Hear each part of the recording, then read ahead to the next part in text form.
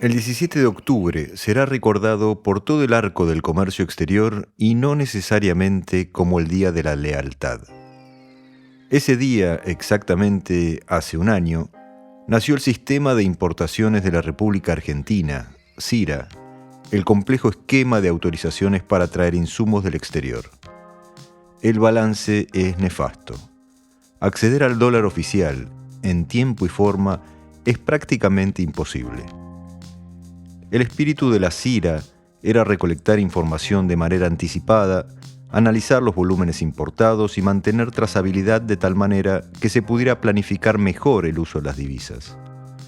El resultado es una dramática imprevisibilidad que domina la escena y la pérdida de la confianza en los empresarios argentinos por parte de sus proveedores del exterior. No es para menos. La deuda comercial acumulada es astronómica y los plazos de pago superan holgadamente los 180 días. Una muestra privada revela que solo el 4% de las empresas logran pagar importaciones en lo que se conoce como plazo cero en las SIRA aprobadas. El dato se completa con que el 90% de las empresas sufrieron en los últimos 30 días cambios en las fechas asignadas para acceder al mercado único y libre de cambios, es decir, atrasos de al menos un mes. Bienvenidos a Lockout Trade Talks. Mi nombre es Emiliano Gali y me toca explicar lo inexplicable. Narrar las incoherencias del comercio exterior. Lockout Trade Talks es un podcast de Lockout. Seguinos en todas las plataformas de streaming y en nuestras redes de Instagram, LinkedIn y Facebook y entérate de todas las noticias de comercio exterior. También puedes encontrarnos en nuestra web, lockout.com.ar. Esta es la agenda de temas de hoy. Un hito para Terminal Zárate. Beneficios a la exportación de litio. Además, novedades cambiarias. También activan un segundo tramo del swap. Por último, obligan al resguardo de imágenes.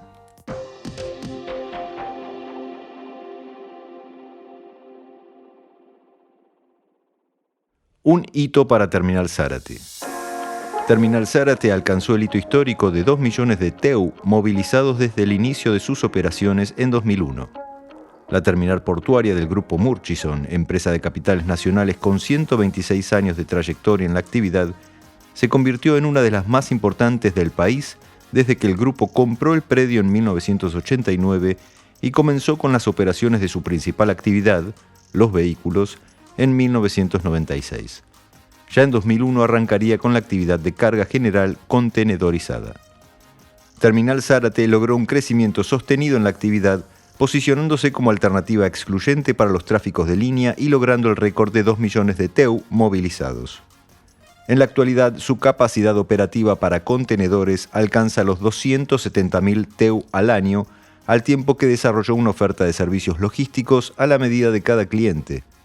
En los últimos 20 años mantuvo un plan de inversiones en infraestructura y tecnología para optimizar sus operaciones y lograr altos estándares de servicios, entre los que se destacan las obras iniciadas en 2017 con inversiones por $60 millones que incluyeron la ampliación del muelle, la compra de nuevas grúas y la implementación de sistemas de gestión de última generación.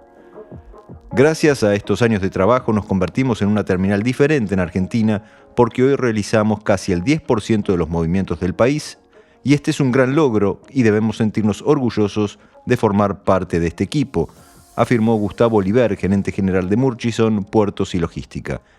TZ, uno de los principales puertos privados de la Argentina, se encuentra próxima al principal cordón industrial del país, con óptimas condiciones de acceso terrestre y desvío ferroviario.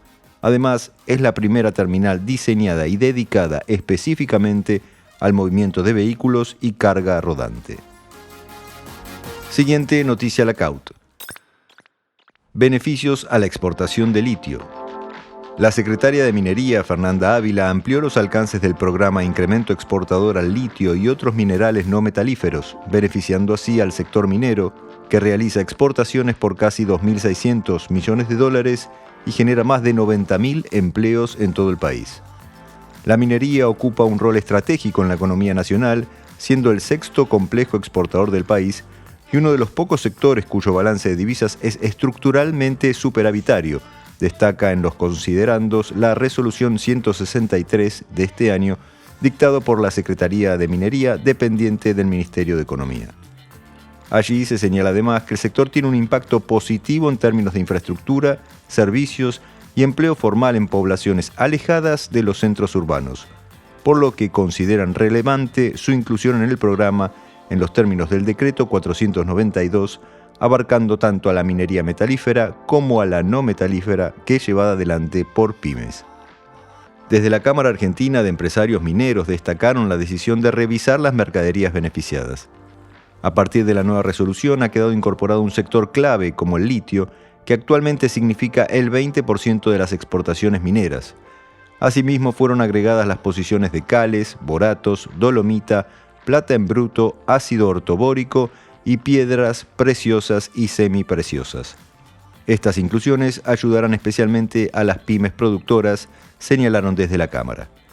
El programa Incremento Exportador establece entre sus principales características la libre disponibilidad del 25% de las divisas generadas por las exportaciones para operaciones de compra-venta con valores negociables adquiridos con liquidación de moneda extranjera y vendidos con liquidación en moneda local, mientras que el 75% de las divisas restantes deben liquidarse en el mercado único y libre de cambios. Siguiente noticia Lacaut. Novedades cambiarias.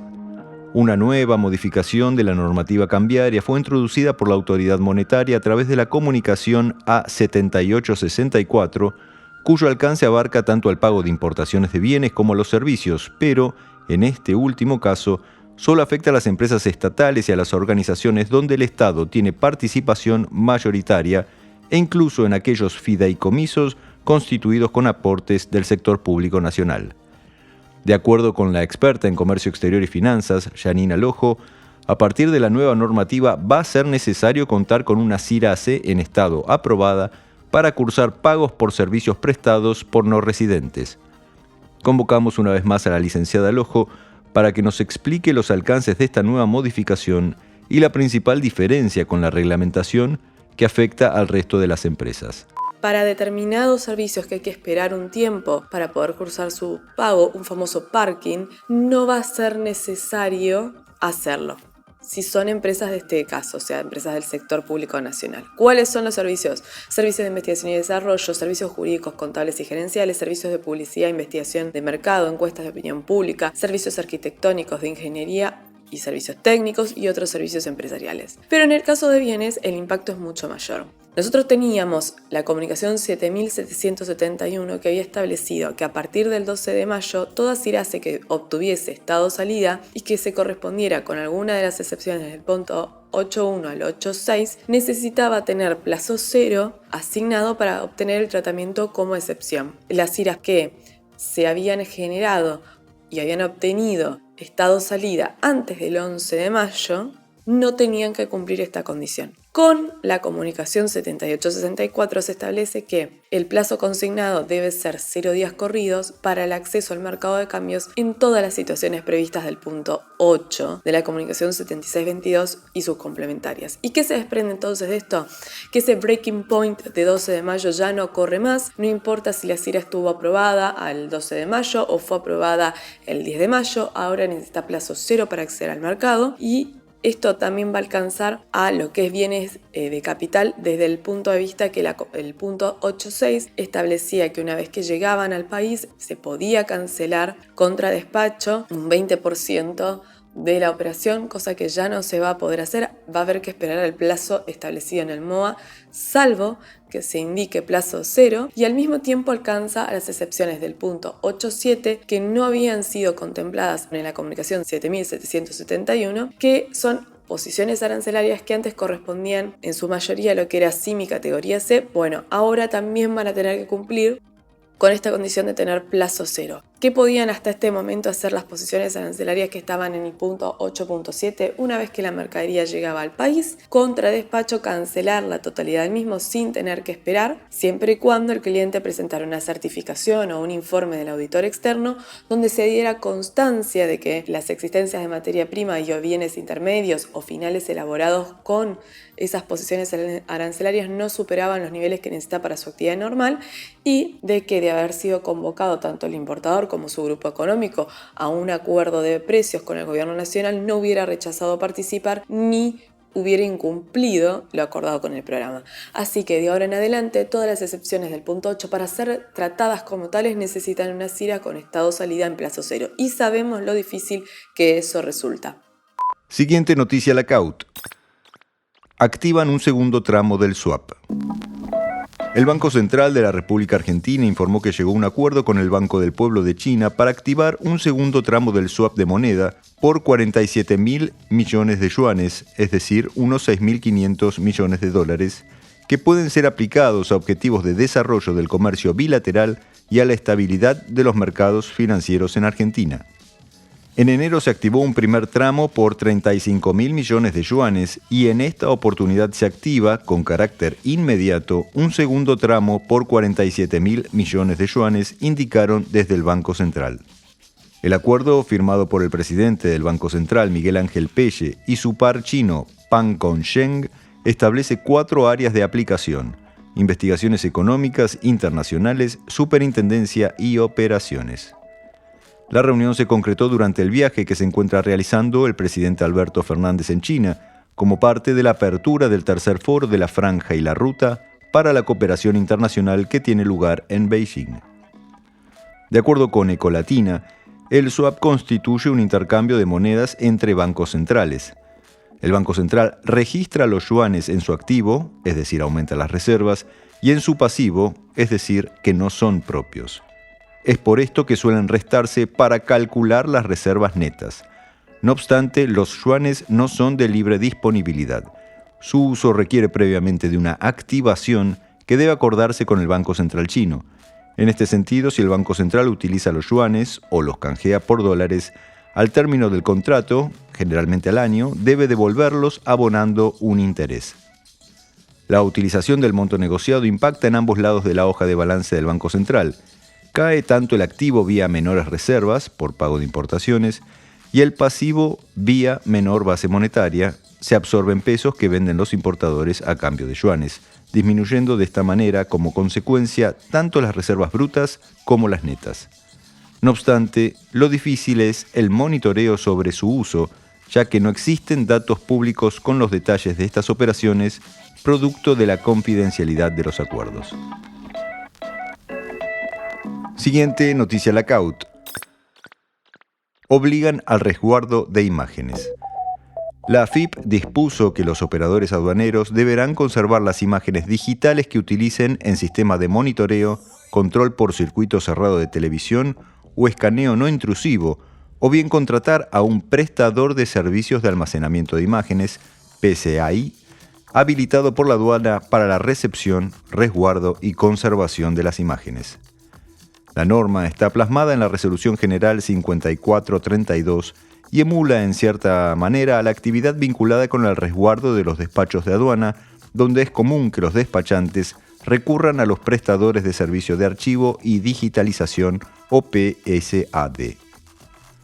En los considerandos, el organismo refiere a la necesidad de dotar de mayor seguridad a la cadena logística del comercio exterior e incrementar la eficiencia en los procesos de control de las operaciones, al tiempo que advierte sobre la necesidad de incorporar las nuevas tecnologías e innovaciones en procedimientos que optimicen la operación en consonancia con lo indicado por la Organización Mundial de Aduanas.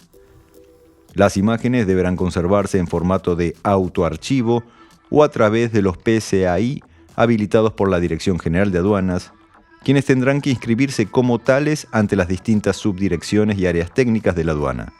Además, cada año deberán revalidar los requisitos y condiciones ante las autoridades. La resolución señala además que la AFIP podrá solicitar los servicios de los PSAI, quienes deberán garantizarlos sin costo hasta un máximo del 10% de su capacidad de almacenamiento durante el primer año. Por otra parte, los sujetos aduaneros, si optaran por guardar ellos mismos las imágenes y prescindir de los prestadores, deberán cumplir con los mismos requisitos y condiciones y contarán con un plazo de 60 días para readecuar su infraestructura tecnológica conforme a los requisitos establecidos. Fuentes del mercado consultadas sobre la resolución señalaron que los requisitos son prácticamente imposibles de ejecutar. En rigor, se requieren 2.000 cámaras en 150 localizaciones en todo el país, y lo más difícil de cumplir sería la función de policía, porque se debe informar al instante si una cámara fue movida o tapada circunstancialmente.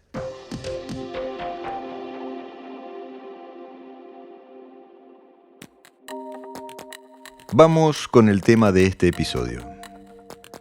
El nivel global de aprobaciones de la CIRA se ubica en estos días en torno a un 70%, pero si se descuentan las anuladas, el porcentaje asciende al 88%. De todas maneras, el dato se vuelve irrelevante.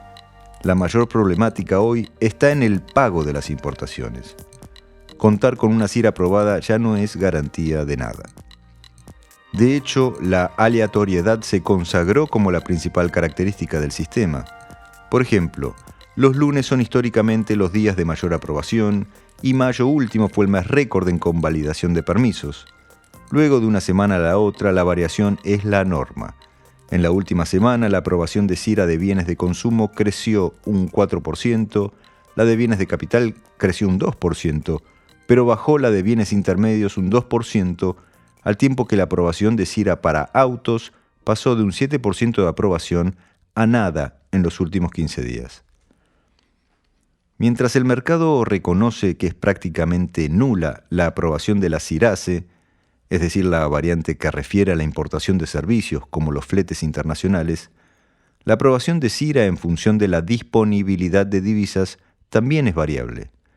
En la última semana aumentó de 9 a 13% la autorización para giros con divisas propias de los importadores y bajó a cero la variante que emplea el giro de terceros. La opción de pago con divisas en el exterior también descendió de 14 a 9%. Desde aquel fatídico 17 de octubre de 2022, el cepo se fue articulando con la CIRA, las CIRASES, la instrumentación de la cuenta corriente única del comercio exterior, el CEF, que mide la capacidad económica financiera de las empresas, y el impuesto país para acceder al mercado de cambios. Sin contar con las innumerables comunicaciones del Banco Central, que fueron construyendo cada escalón al cielo de los dólares, el dato más importante para el sector privado es la deuda por 43.000 millones de dólares que se mantiene con proveedores del exterior, de acuerdo con datos del Banco Central, y de unos 10.000 millones de dólares en servicios. Este monto duplica la deuda comercial promedio que siempre tuvieron las empresas argentinas que se financiaban en el exterior. Y es más, supera el monto de lo que la Argentina le debe al Fondo Monetario Internacional. El monto de la deuda privada comercial, como el principal problema de las empresas argentinas, fue confirmado por la Cámara de Importadores de la República Argentina.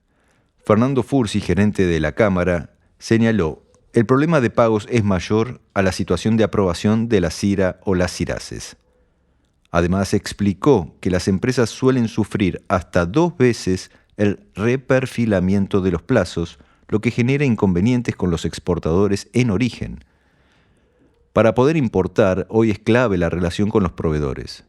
Muchas veces estos proveedores en el exterior son pymes que no tienen espaldas para financiar a sus clientes argentinos, por lo que recurren a organismos de crédito o de promoción de exportaciones. Pero cuando los plazos no se cumplen, deben denunciar el incumplimiento del empresario argentino, y esto afecta a futuro la posibilidad de importar, porque los plazos se extienden y la deuda se arrastra. Por su parte, Fernando Landa, presidente de la Cámara de Exportadores, indicó que ni el CEF ni las CIRAS son mecanismos consistentes con nuestros compromisos en la Organización Mundial del Comercio. El directivo explicó que las exportaciones argentinas tendrán este año 2 fuertes afectaciones: una exógena, como la sequía, que como mínimo implica unos 17.000 millones de dólares menos de exportaciones, y otra que implica una enorme pérdida en la participación del comercio internacional y que tiene que ver con la multiplicidad de restricciones que se suman a la presión impositiva, agregan incertidumbre y que puede estimarse entre 12.000 y 14.000 millones de dólares menos de exportaciones. De hecho, en este peregrinar de los importadores, los escollos administrativos son prácticamente diarios, como la última normativa conjunta que obliga a contar con la autorización de reglamentos técnicos, es decir, intervenciones previas, antes de oficializar una CIRA. A su vez, en los últimos 10 días, los errores en la cuenta corriente única del comercio exterior se multiplicaron. Los bancos tienen problemas para validar y no se pudo girar.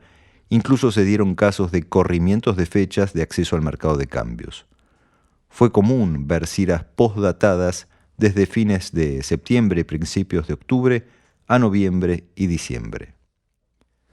Esos errores tienen un nombre y son un verdadero terror informático.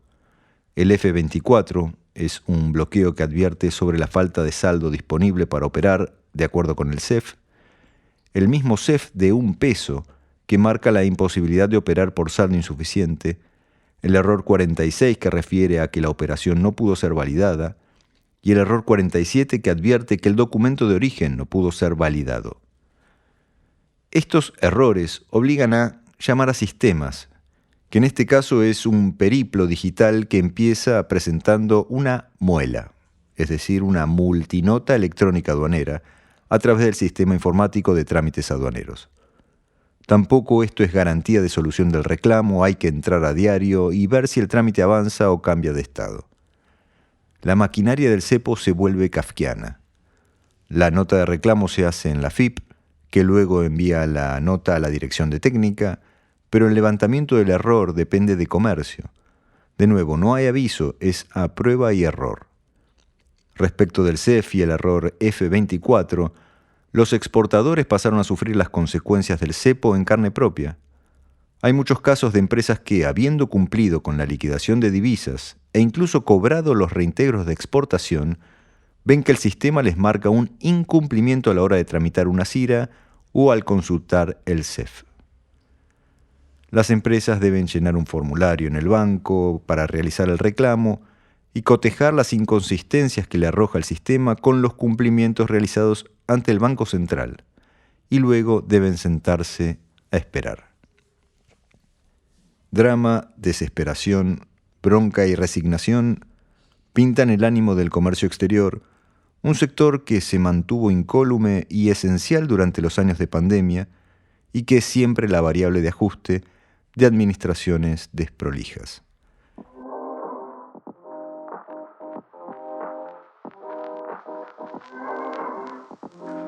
Y así, sin ánimo de festejar ningún cumpleaños, nos despedimos de este episodio. Este fue otro episodio de Lackout Trade Talks, un podcast de Lackout. Yo soy su host, Emiliano Gali. Lackout Trade Talks está producido por Caja Mágica. No te olvides de seguirnos en las plataformas de streaming y en nuestras redes de Instagram, LinkedIn y Facebook para seguir conectados. Encontranos en nuestra web, lackout.com.ar.